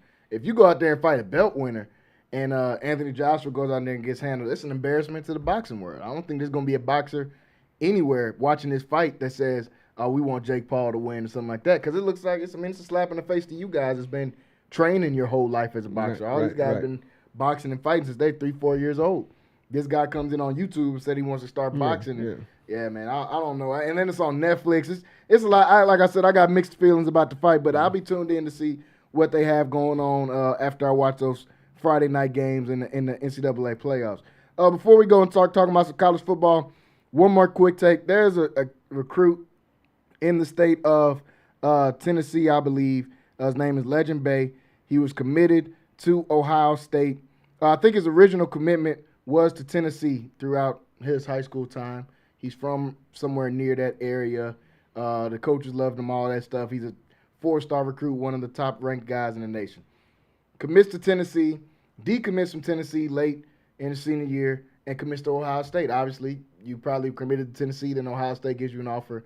Most guys are going to decommit and go to Ohio State after that. Right. Does that, decommits, goes to Ohio State. But a couple of weeks ago on signing day, he shocked everybody because he pulled out the Tennessee stuff and signed with Tennessee. Right after that, stories start to come out. He actually comes out himself and says his family forced him to sign that letter of intent to the Tennessee Volunteers because the amount of money that they were offering him in NIL, and his family wanted him to go to Tennessee because probably, Wayne, you already know how this works, man. They probably, it's not only him getting NIL money. It's probably some cousins and stuff like that that's done got involved, and they say, hey, man, we'll throw you $5,000, $10,000, you get this guy to commit. And he wasn't 18 yet, so by law, he couldn't sign a letter of intent without his legal guardian also being there. And his mom and them forced him to sign to Tennessee. Now it's come out that he said he's going to flip again back to Ohio State when he turns 18 on December 24th is when his birthday is. So right now, his letter of intent was signed, I think, at the first week of December because his family pretty much forced him to sign it. And now he says, when I turn 18 and I don't need a legal guardian, I'm going to flip the commitment back to Ohio State. So that's a lot of flip-flopping back and forth. What do you think about that whole scenario? I think that's a lot of mess. Yeah, I mean, and then the thing about it is a lot of it has to do with money. Yes. The dynamics of college football today, man, is all about money. Yep. Even going back into my era, which was in the dang 80s. Yeah. I can get your mom a job. I can get your parents a job. Yeah. I can get you a summer job. I had a summer job. I went in. I worked every week, and every Friday, I went and picked up $1,000 cash every week. Every week. Yeah. Even if I went to work or I didn't. Yeah. I didn't have to. But I picked up $1,000 every week. I drove this alumni's car. Yeah.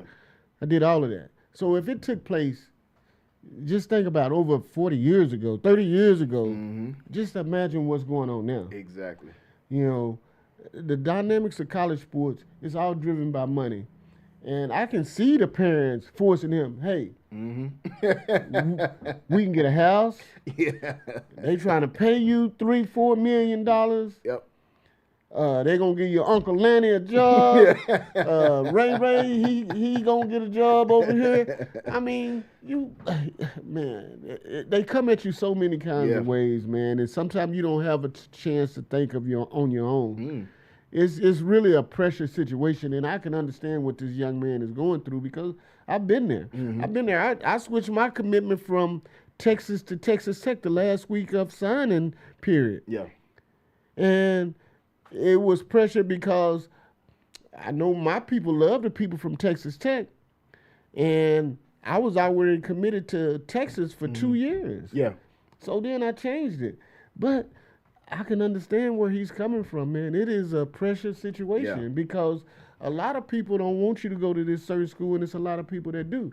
Just imagine your heart is at Tennessee, is at Ohio State, but your family's heart is at Tennessee. So I can understand it, but it's a mess. It's a mess. It is. It's a mess. You it's just a tough have situation to be in because it's his decision ultimately at the end of the day. Because he's the one that's going to have to go there for 4 years, 1 year, 2 years, whatever he goes. So it's a bunch of mess, and they need to straighten it out. Yeah, they're trying to get it right, but like you said, it's tough when your family is all saying, man, you got to go to Tennessee. We already accepted like the cars. We've already accepted the money. We accepted all that. And the kid is saying, I'm going to go wherever I want to go. And then they force him to switch, and now he's saying, when I turn 18, it's going to – it's a lot going on. But the thing about it is the family, they ain't have to get that back. Nope. They don't have to get that back. Nope. No, none of them will be held liable or anything. Nothing. For none of it. Because and the thing about it, unless it's something, say, where if he signs and he commits and he goes to school, then we'll give you this. Yeah. So that's why they're trying to put pressure on him. But, man, it's a tough situation. It's a tough situation to be in, man. So shout out to him, man. That's a lot to deal with. But it ultimately come down to what he wants. And because he's the one that's got to go play and go to practice and go to school there and deal with this, that, and other. You're not doing nothing but watching. You ain't doing nothing but raking in these benefits that he's getting and on his back, on his play, on his talent. So you got to let this man decide where he wants to go, because I'm sure even though he's going to Tennessee, he's going to Ohio, he getting paid as well. Yeah, he getting paid whatever school he decides he want to go to. Yeah. So it don't matter which one he decides he wants to go to. But that's what's going on in college football. Let's talk some college football before we get out of here.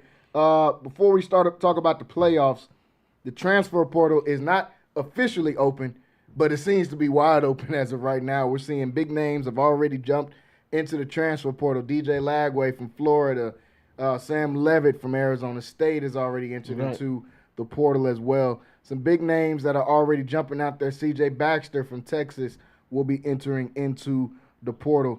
What do you think about the portal being open before the bowl games even play? Because that's been the biggest talk about this, is some of these guys are jumping into the portal before their bowl games have even been played or have been decided before that as well. So what do you think about some of these names and some of these guys that jump into the portal? I just think you have to do something different. You have to get these dates right. Yes.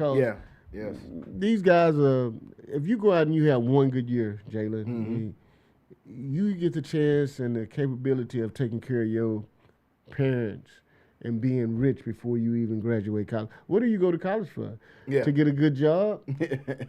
To make money? To live? Well, some of these guys are going in and they can get enough money to live on for the rest of their life, and they're able to take care of their families at the same time. And a lot of it is depending upon their talent and their value to that school and what they're getting paid.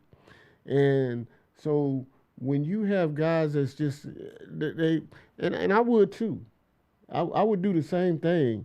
If I could go into the portal every year and I could just on my name, capitalize on my name, I'm going to do that. I'm going to do that. And what I did, I'm going to do that. I'm going to do that every year. NFL is no guarantee. So you got to go and get that money right now. You got to go get it now. Yeah, I agree. I think, a lot of guys, oh, man, these guys are jumping into the portal. They're not being loyal to them and yada, yada, yada. Hey, man, money talks. At the end of the day, money talks. With these guys and their agents are coming to them and saying, man, we can get you $3 million from LSU. Guess where you're going to be at, LSU. And then it's just not even that, because you had these agents. So even when you get to LSU, then you can say, well, I'm going to go to Baton Rouge. I'm going to go talk to this car dealership, and I'm going to promote you again, so I'm going to get you a car. So you don't even have to pay for a car. You can say, hey, well, I'm going to put my name. This kid wants to promote you. He wants to come out and sign autographs on every Sunday for a month and ride around in your car and do a commercial for you. So you got so many things, and you can go to the restaurants. You can go to all the businesses around town, and you can still get them more money. So it don't even end there. Yeah, this is a you can go to Nike. Thing with, you can go to Nike. You can go to you can go so many places and you can do it. So it doesn't end just with the school, but you can market that kid everywhere. Everywhere, and it's changing because it's not just the big name guys. It's not just the Ohio States, and it's not just the Georgias and Alabamas. Man, everybody's in on this. Texas Tech is the biggest example of that. We're about to talk about college football playoff. If you got money, doesn't matter where it's coming from or where you're located geographically, and none of that stuff matters anymore. You can build you a team through the transfer portal, through recruiting these different guys, and we're watching it happen in front of us in real time. A lot of big names in the transfer portal already.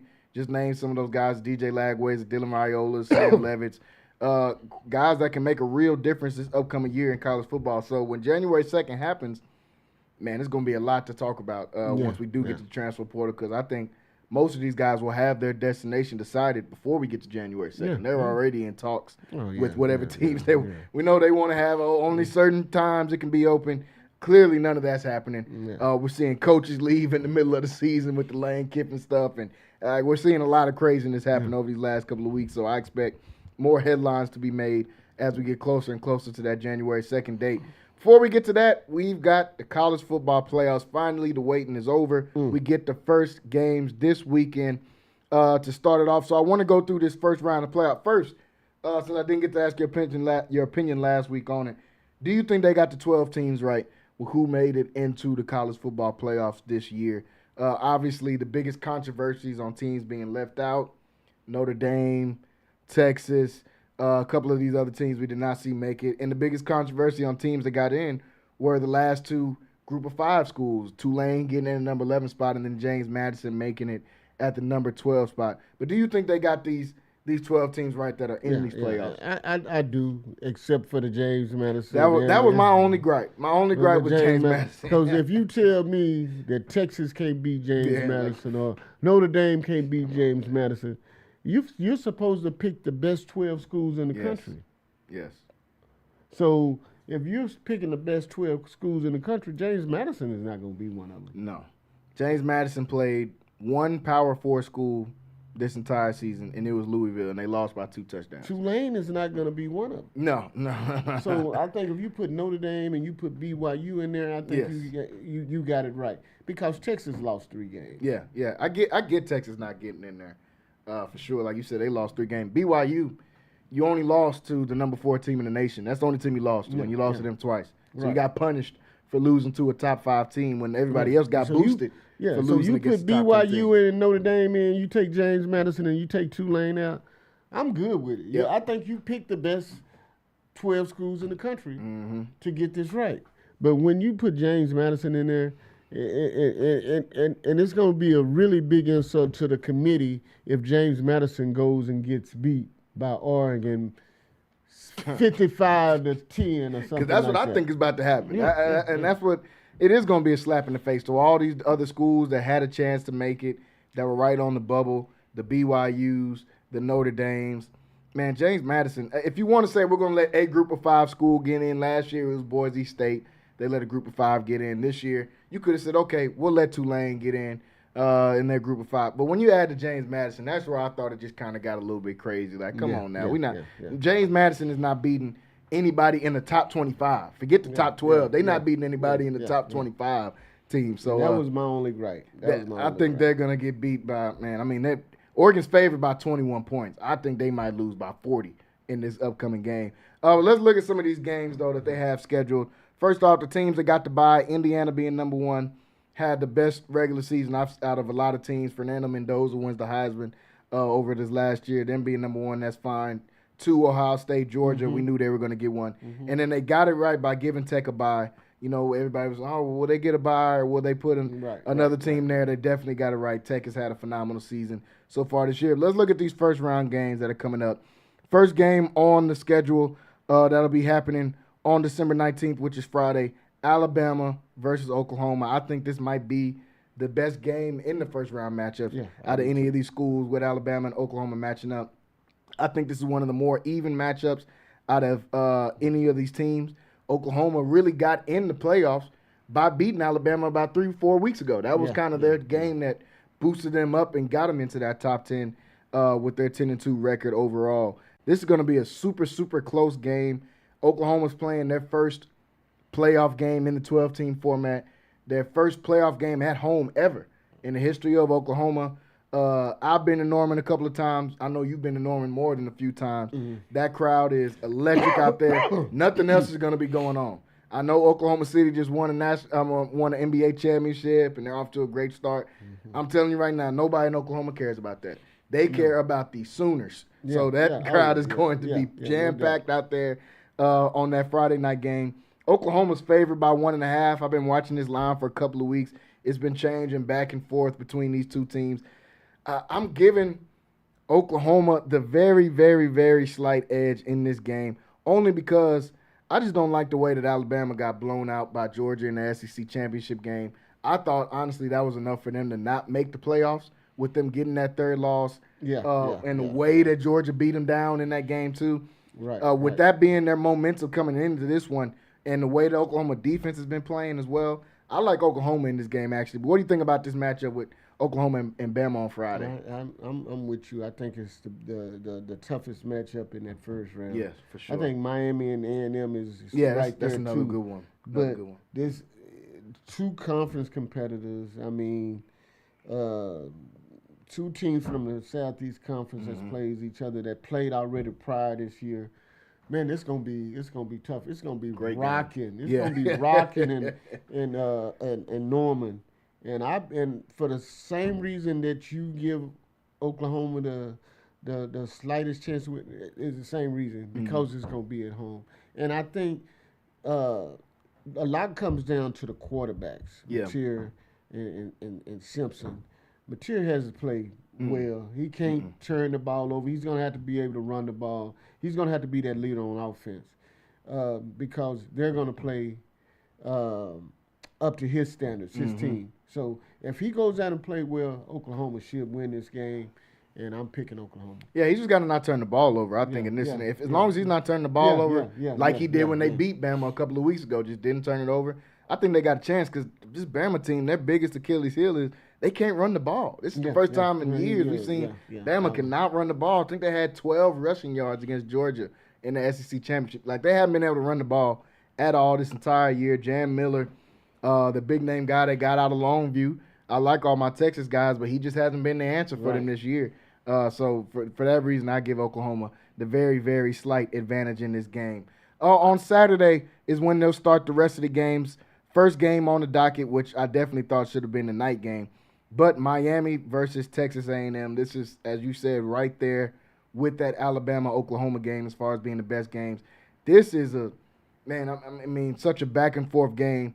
Two electric quarterbacks, Carson, that do two completely different things. Carson Beck, we know, can stretch the field with his arm, and with those receivers he's got out there, the young freshman phenom and Malachi Toney and what he's been doing. On the other side, Marcel Reed, a guy that's just as dangerous with his legs as he is with his arm out there. This Texas A&M defense, I think, has played just as good, if not better, than anybody in the nation this year. They really only got one stain, and that's them losing to Texas in the last game of the season. And that's their biggest rival. So for that, they kind of bucked them down a little bit to number 7 in the country. Other than that, they would be having a bye. They'd be having a bye. They'd be undefeated, possibly number 1 team in the country if they came out there and went all the way through their season undefeated. But this is going to be a close game. Both teams can run the ball well. Both teams dominate the line of scrimmage on both sides of the ball. A&M's offensive line is great. Miami's offensive line is great. Both of their defensive lines have first-round picks on them. When you think about Reuben Bain in Miami, think about Cassius Howell for Texas A&M. This is a super evenly matched game. Who do you like in this one with A&M and Miami? I'm taking – we were just talking about that OU experience when you go to Norman.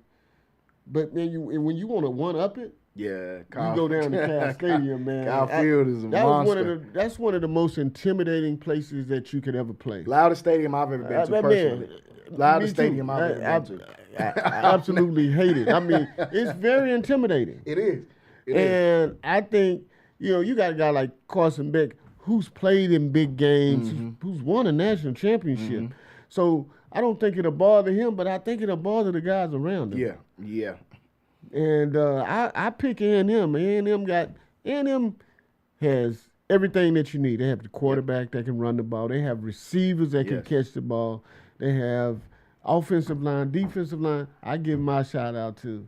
And the same thing with Miami. Miami is more than a capable team because they have the weapons and everything too. But I'm going to give the nod to A&M because they're at home. Yeah, I think you might have persuaded me on that one. I've been going back and forth on this all week, but as you said, playing in Kyle Field, we just talked about it in Norman. But if you haven't experienced what I wasn't ready. Everybody was trying to tell me what it was like and all that, and I went for the first time, and 2011, I think, and it was going to be a loud stadium. I had already been to some other college stadiums around when Texas that area. cannon goes off, man, that cannon goes off. Like, the cannon sound like it's right next to you. Yeah. It feels like every fan in the stand is right next to you, screaming at you. The stands are swaying and shaking, and it's just an electric college football. College football atmosphere, one of the best in the country. For sure. I'm taking A&M. Yeah, for that reason, I have to give A&M the edge in this one too. The last two games aren't as interesting in my opinion. After that, it'll be Ole Miss versus Tulane. In this one, Ole Miss, doesn't have a coach, even without the coach. I'm taking Ole Miss. I'm taking Ole Miss in there. This is just a matchup problem for these guys. First of all, they played earlier in the year already, and Ole Miss blew them out. So we don't have any mysteries about what would happen if these guys matched up against each other. They already matched up against each other, and they beat them 45-10. Yeah, so I don't like them. Then you reschedule them to play again. I don't see this one working out well. I mean, this is a team that lost by 20 points to UTSA. Like, what are we doing, y'all? Like, this is Ole Miss. Give me Ole Miss. The spread is 17.5 points. I might even take them on the spread. And if you're looking for TV viewership and you talking about that's what it's supposed to be about, you're not going to get it in this game. You're not getting it in this game. I agree 100%. You're not going to get it with this one. You're going to get it because it's the only thing you can watch. Ain't nothing else going to be on TV. Exactly. So you'll get some viewership. But it's some NFL. Is that Sunday or Saturday? That's Saturday. That's Saturday. It's some NFL NFL games going on. And all the state. That's what I'm going to be watching. All the state championship games in high school are this weekend. Right. That's for sure. I ain't watching this game at all. Tulane versus. They already beat these dudes 45-10. What am I watching it for? Ain't nothing different gonna happen. And then the last game, which is the night game, strangely some kind of the night game, Oregon versus James Madison. Only reason I'll tune into this one to see if Oregon will be beating them by 40 in the first half. That'll be the only reason I will watch any of this. James Madison. Shout out to those guys. They had a great season in their division, but these dudes played in the Sun Belt. Like, we got to be serious, y'all. The Sun Belt champion is going to play against an Oregon team with one loss, and their only loss is to the number one team in the nation, Indiana. That's the only team they lost to. It's a team that beat Oklahoma State 70-0. What do we think they're going to do to James Madison? As bad as Oklahoma State was this year, this is a James Madison team playing in the Sun Belt. I have no idea why this is the night game. Maybe they knew nobody would be watching by this point. Everybody would be watching Chicago versus Green Bay by this time. I know that's what I'll be watching. I won't be watching this, but obviously, I got Oregon by 1 million in this one. Who do you like? How do you see this one playing out? I know you got Oregon in this game versus James Madison. This is a no-brainer, man. And I don't know why this is the night game. When you talk about Oregon playing James Madison, like you say, a team out of the Sun Belt, this makes no sense whatsoever. None. I mean, this is. I don't know. The committee didn't get it right on this one. I'll take Oregon easy. I mean, if the only thing that you should be betting is if they get 10 to 20 points. Yeah, that's it. Are they going to get 10 over 10 or under 10? Yeah. That's the only thing I would bet in this game. That's it. Yeah, because, man, Oregon is it's not going to be close. Like you said, no idea how this is a night game. This game is not going to be close whatsoever.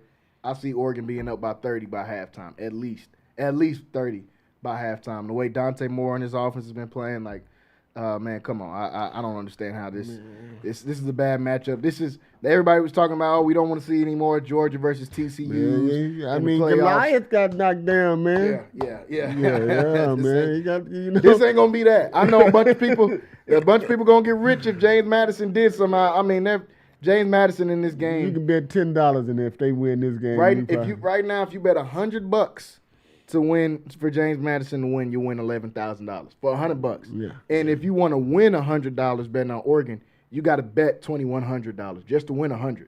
Wow. That's how bad the odds are right now for these two teams. That's bad. So I know it's gonna entice some of y'all to say, let me just put some money on James Madison. That's what we like to call a donation. That's what you're going to be doing if you pick James Madison. You ain't doing nothing but donating money to Vegas after that. But we're out of time here today on Centex Primetime, folks. College football playoffs starting this weekend. Can't wait to be able to watch it. We'll be back. One more episode this week of Centex Primetime. We'll be back here tomorrow. Same time, same place. Rocky will be on here with me. So know we'll talk a little bit of HBCU Ross as they had Miller. the Celebration Bowl this last weekend, and we'll obviously talk about maybe he'll pick his Cowboys to beat your Chargers, man, this coming up Sunday as well. So we'll talk about that. But we'll be back here tomorrow, 5 o'clock, same time tomorrow. Appreciate everybody for tuning in and watching with us here today. Everybody have a great weekend, and we'll see you next time right here on Centex Primetime. Peace. Big box prices draining your wallet? Not at RJ's Bargain Center. We've got the same new appliances, refrigerators, washers, dryers, ovens, at a fraction of the cost. Every week, new specials hit the floor, but hurry, they don't last long. And when you find your deal, we'll handle the delivery and installation. RJ's Bargain Center, a Centex Sports Network supporter located at 711 Lynn Street in Waco, the smart choice for your home. To check out our deals, call us at 254-2